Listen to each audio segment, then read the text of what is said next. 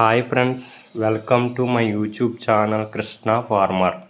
మనం ఈరోజు వీడియోలో లంక గ్రామాలకు ప్రభుత్వం పశువులకు ఉచిత దాణా పంపిణీ చేస్తున్నారు. ఎందుకో తెలుసుకోవడానికి నా ఛానల్ని సబ్స్క్రైబ్ చేసి లైక్ చేసి షేర్ చేయండి. మరిన్ని వీడియోస్ కోసం నా ఛానల్ని ఫాలో అవ్వండి.